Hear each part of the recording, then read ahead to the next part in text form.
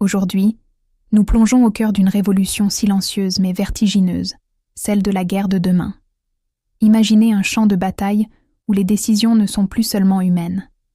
Nous allons explorer ensemble les technologies qui redéfinissent déjà les règles du combat. Commençons par les robots soldats autonomes.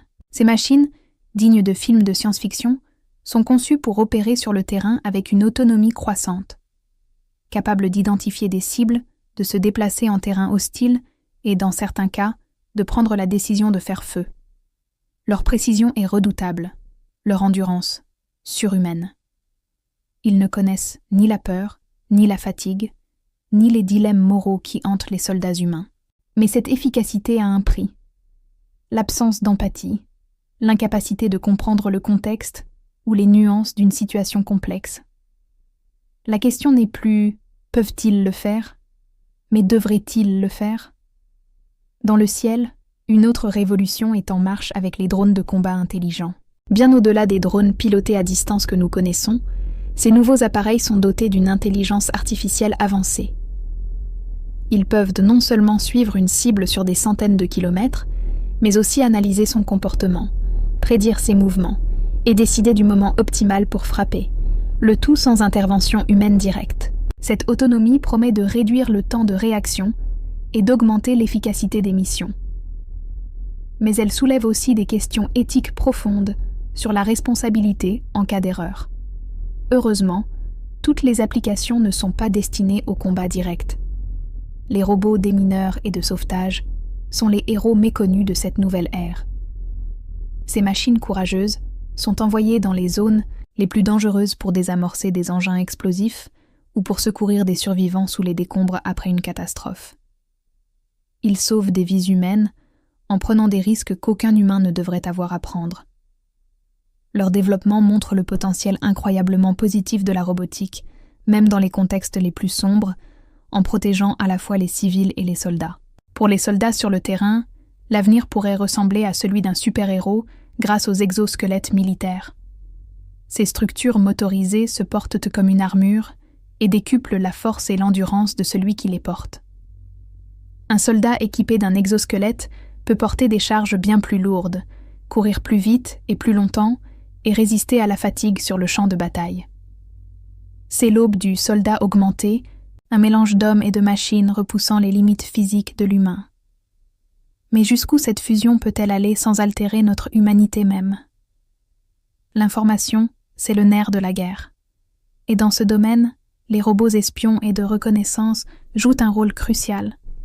Minuscules, parfois de la taille d'un insecte, ou capables de se fondre dans l'environnement, ces robots peuvent s'infiltrer en territoire ennemi pour collecter des renseignements précieux, sans risquer la vie d'un agent humain. Ils fournissent des données en temps réel, cartographient des zones inconnues et surveillent les activités adverses. Cette capacité de voir et d'entendre sans être vu change radicalement les stratégies de renseignement et de surveillance. Sur Terre, les véhicules terrestres sans pilote, ou UGV, deviennent des acteurs incontournables. Qu'il s'agisse de plateformes de transport lourds pour ravitailler les lignes de front ou de véhicules de combat armés patrouillant de manière autonome, les UGV remplissent une multitude de rôles. Ils peuvent sécuriser un périmètre, mener des reconnaissances armées ou encore servir de soutien logistique, le tout en gardant les soldats à distance du danger immédiat. Leur polyvalence en fait des outils indispensables pour les armées modernes. Imaginez maintenant non pas un drone, mais des centaines, voire des milliers, agissant de concert. C'est le concept des essaims de drones coordonnés par une intelligence artificielle. Tel un banc de poissons ou un vol des tourneaux, cet essaim se déplace comme une seule entité, chaque drone communiquant avec les autres pour s'adapter, contourner les défenses ou submerger une cible. La puissance d'un tel essaim est redoutable, capable de saturer n'importe quel système de défense traditionnel.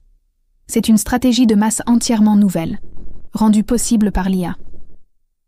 La guerre ne se limite pas à la terre et au ciel. Les océans sont également un théâtre d'opération pour les robots marins et sous-marins. Des navires de surface autonomes, patrouillant sur de vastes étendues maritimes aux sous-marins sans équipage, capables de mener des missions de surveillance ou de combat dans les profondeurs abyssales, ces systèmes changent la donne de la guerre navale. Ils offrent une persistance et une discrétion inégalées, pouvant rester en mission pendant des mois sans avoir besoin de ravitaillement humain. Toutes ces avancées technologiques, si fascinantes soient-elles, nous ramènent à deux questions fondamentales et vertigineuses.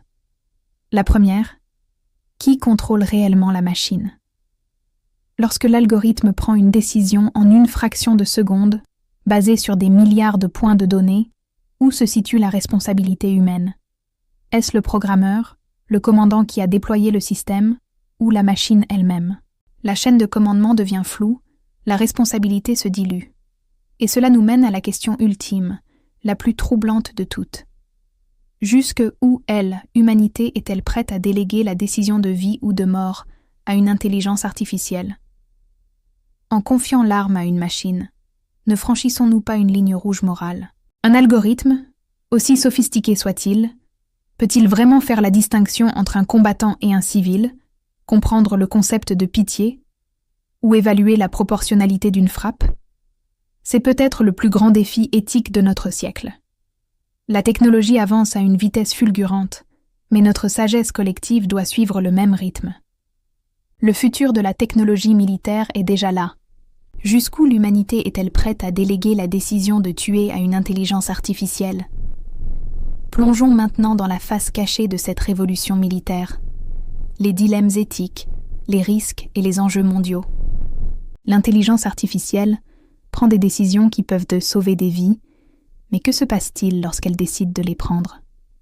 Imaginez un drone qui patrouille dans une zone de conflit. Soudain, il détecte une cible. Pas de pilote à des milliers de kilomètres. C'est l'algorithme seul qui analyse, qui évalue et qui décide d'ouvrir le feu ou non. C'est ce qu'on appelle un système d'armes létales autonome. Cette technologie n'est plus de la science-fiction. Elle est en développement actif.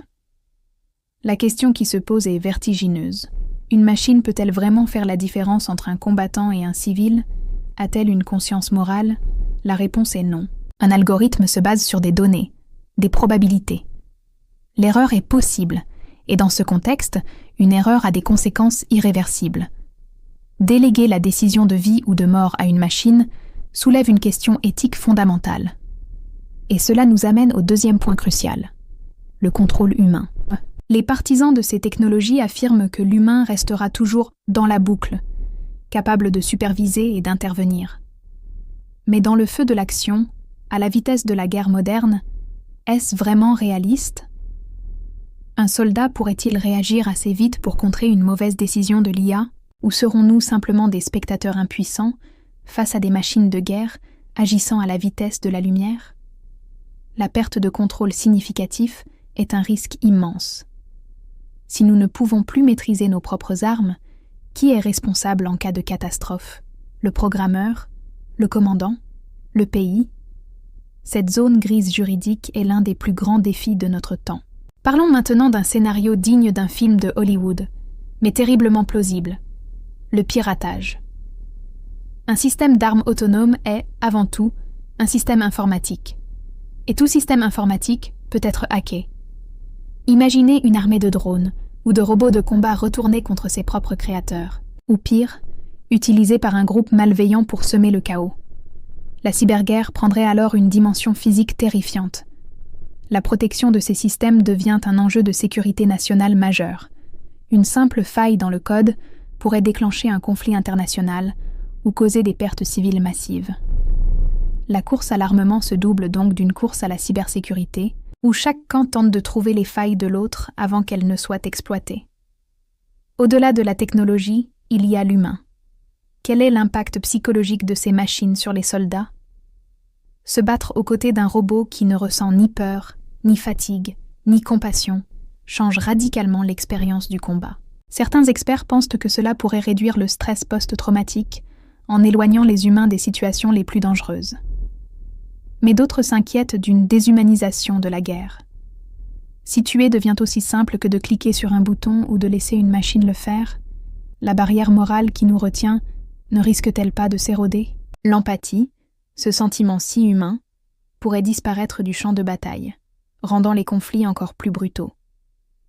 Face à ces enjeux, que fait la communauté internationale? Eh bien, elle débat. Beaucoup. Des discussions sont en cours aux Nations Unies pour tenter de réguler, voire d'interdire, les armes entièrement autonomes. Certains pays plaident pour une interdiction préventive totale, arguant que nous ne devrions jamais franchir cette ligne rouge. D'autres, en revanche, freinent des quatre fers, ne voulant pas renoncer à un avantage stratégique potentiel. Le droit international humanitaire, avec ses principes de distinction et de proportionnalité, est difficile à appliquer à des machines. Comment programmer une machine pour qu'elle comprenne la complexité et l'ambiguïté d'une situation de guerre? C'est un casse-tête juridique et éthique sans précédent. Pendant que les diplomates discutent, la course à l'armement robotique bat son plein. Les grandes puissances mondiales investissent des milliards dans la recherche et le développement de l'IA militaire. Chaque avancée technologique d'un pays pousse les autres à accélérer pour ne pas être dépassés. C'est une nouvelle forme de guerre froide, une course à l'intelligence artificielle qui pourrait redéfinir l'équilibre mondial des puissances.